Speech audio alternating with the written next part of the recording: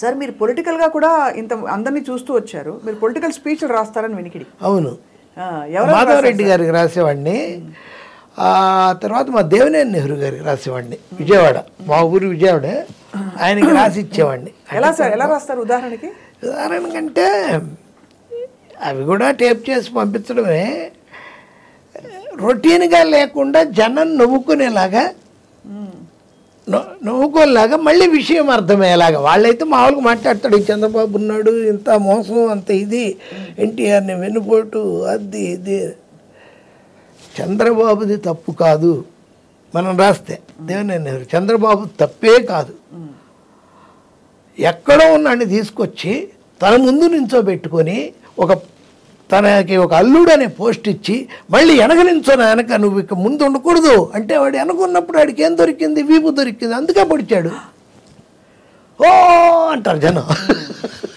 మీరు అంత ఎంత క్రియేటివ్గా దాన్ని ఫ్యాక్ట్ని అలా ఉంటాయి, జనానికి అర్థమయ్యేలా చెప్పారు కథ రూపంలో. ఇంకా సార్ రాసినప్పుడు సార్ దాన్ని కూడా మీకు ఏమనుకోకండి, డబ్బు లేకుండా ఎందుకు, ఇంకా డబ్బునే లేదే క్వశ్చన్ లేదండి అసలు. సో అయితే ఎలా ఇచ్చేవారు సార్? నన్ను ఓ సినిమాకి బాలకృష్ణ వాళ్ళ తోడల్లుడు ప్రసాద్ అని, ఆయన దీంట్లో బాలయ్య హీరోగా సినిమా మేము చేస్తున్నాం, డిస్కషన్స్. ప్రసాద్ గారు ఒకరోజు అయింది, 2 రోజులు అయింది, 3 రోజులు అయ్యాక, ఏంటి సార్ మీరు టిఫిన్ చేయరు, టీ తీసుకోరు, ఏం తీసుకుంటారు? అడ్వాన్స్ తీసుకుంటానండి. ఓ సారీ మర్చిపోయాను సార్ అని అప్పుడు ఇచ్చాడు చెక్కు.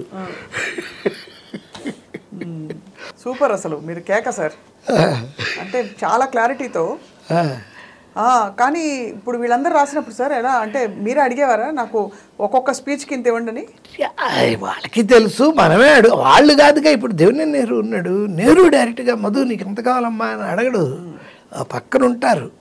ఆ పండు నుండేవాడు చచ్చిపోయాడు, తర్వాత తెలసాని వెంకటేశ్వర అంటారు, పండు అని ఇక్కడే మధురానగర్లో మసాజ్ చేసేవాడే బుద్ధుడి విగ్రహంతో తల మీద కొట్టి చంపేశాడు అతన్ని. బుద్ధుడి విగ్రహంతో, పాలరాయి విగ్రహం ఇంత ఉంటే అక్కడ ఆడికి దానికో అదే ప్యాకేజ్, అది గద్దె రామ్మోహన్ వాళ్ళు ఏదో ప్యాకేజ్, అది ప్యాకేజ్ మీద చంపేశాడు అతన్ని. అలాంటి వాళ్ళు అడుగుతారు మనల్ని. ఆయన అడిగాడు పెద్ద అయినా, ఏంటి మధు గారికి ఏమన్నా ఇచ్చారని, ఏం చేయమంటారు అంటే, 25,000 ఇవ్వండి సార్, 50,000 ఇవ్వండి సార్, అలా ఆ రేంజ్ని బట్టి.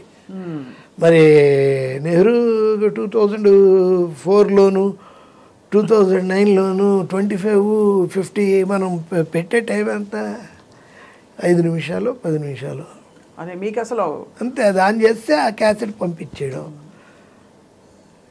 అసలు అంతకంటే అడగకూడదుగా. అయితే మీకు హెడ్లైన్ సార్, నోటితో నోట్లు సంపాదించిన తోటపల్లి మధు గారు. బాగుందా? ఇదే తమ్నైల్, అదే తమ్నైల్, అదే సార్, సూపర్ సార్. అయితే మీరు ఈ మధ్య కాలంలో ఎవరికి రాయలేదా స్పీచ్లు? స్పీచ్ లేదు ఇప్పుడంతా కొడుతున్నారండి అలాంటివన్నీ. మనిషిని పట్టేసేసి బాగా ట్రాన్స్పరెంట్ అయిపోయింది. అలా జగన్లో ఉండి సీఎంనే కొడుతుంటే రాయబెట్టి మనల్ని అయితే కర్ర పెట్టి ఎరగొట్టేస్తారు. ఇప్పుడంతా తెలిసిపోతా ఉందండి, వీడు అని, ఏంట్రా అడిగి రాసావు అని. సినిమాలకే ఇక హైదరాబాద్ వచ్చాక ఆయన మన ఐ థింక్ త్రివిక్రమ్ గారు రాస్తారనుకుంటా కదండి పవన్ కళ్యాణ్ గారి కోసం. ఏవో కూర్చున్నప్పుడు చెప్తారండి, మంచి మాటలు చెప్పు అంటే, అదేదో ఆ స్టేజ్ అతను బిగినింగ్లో ఉండింది. అసలు ఆ స్టేజ్ ఇప్పుడు అవుట్డేటెడ్ అనేది ఆయనకి అర్థమైంది. ఎవరికి? పవన్ కళ్యాణ్కి. ఏది మంచి మాట చెప్పి, చేతిలో దీపం లేదు, చుట్టూ అడవి, భయంకరమైన చీకటి, ఆ చీకట్లో ఒక్కడనే వెళ్తున్నారు, అవన్నీ ఎవడికారు బాలగంగాధర్ తిలక్ ఇదినే కదా అది. అది పోయి ఎవడికి ఆ మాటలు ఎక్కడ అందుతున్నాయి. ఇక నెక్స్ట్ అతను బూతులు మొదలెట్టాడు. అది ఇతను రాసేదే ఉంది, అతను నోటికి వచ్చి చెప్పేదేగా.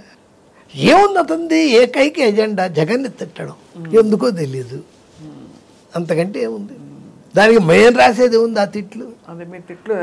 ఒకవేళ ఆయన చెబుతుంటే మనం రాసుకోవచ్చు, ఇంకంతే. అంతే, ఆ తిట్లు అంత ఆయన ఏముంది పెద్ద. ఈ రోజున ఇప్పుడు మరీ అన్యాయంగా ఉంది పాలిటిక్స్ కదా. మనం రాసి ఇది కొంచెమన్నా న్యాయంగా ఉన్నప్పుడు నేను రాశాను. ఏమిటి జనం ఆకాశం చిల్లు పడిందా, భూమి దద్దలైందా, రామారావు గారికి 10 రోజులు రాసి ఇచ్చారు. జనాన్ని ఇప్పుడు తీసుకొస్తున్నారా బాబు బస్సులో అంటున్నారు జనం. అంతేగా. ఇంక ఈడు రాసేదే ఉంది, ఈడు చెప్పేదే ఉంది, అవన్నీ అవుట్డేటెడ్ అయిపోయింది. కరెక్ట్గా. ఒకప్పుడు ఏంటంటే బాగా టాటాలు బిర్లాలు నేషనల్ వైడ్గా, స్టేట్లో కూడా శ్రీశ్రాజులు వాళ్ళు వీళ్ళు రామోజీరావులు తర్వాత వాళ్ళు డబ్బులు పెడితే వీళ్ళు నాయకులుగా నిలబడి కొంచెం విషయం ఉన్నోళ్ళు నిలబడి గెలిచేవాళ్ళు, బ్రహ్మాండం ఇచ్చారు. వాళ్ళు వీళ్ళేదో ఆ రోడ్డు కాంట్రాక్ట్లు అవి ఇవి పంచుకునేవాళ్ళు.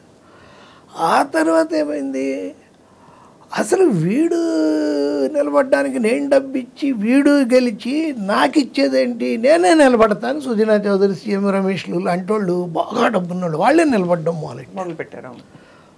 వాళ్ళే నిలబడడం మొదలుపెట్టాక ఈ ఓట్లు వేసేవాళ్ళు ఈయన కొడుకులు పెద్ద ఇది అయ్యి మాకు రేపిస్తారా, ఎందుకు మనమే నిలబడదాం అని ఒక 10 మందిని కొట్టి జైలుకి వెళ్ళి బయటికి బెయిల్ తీసుకొని వచ్చేటప్పుడు దండలు గండలు వేసుకొని వాళ్ళందరూ అన్నా జిందాబాద్ జిందాబాద్ అని ఆ రౌడీలు గుండలే నిలబడుతున్నారు. ఇక సపరేట్ అయిపోయింది పాలిటిక్స్. అది కూడా ఎడ్యుకేషన్ లాగా ఒక డాక్టరు, ఒక ఇంజనీరు, పొలిటీషియను, అదొక జాబు. నేను ఆ తర్వాత మా అబ్బాయి, అదే బెటరు అని. అవును, ఉద్యోగం. ఎందుకు ఇది కదా.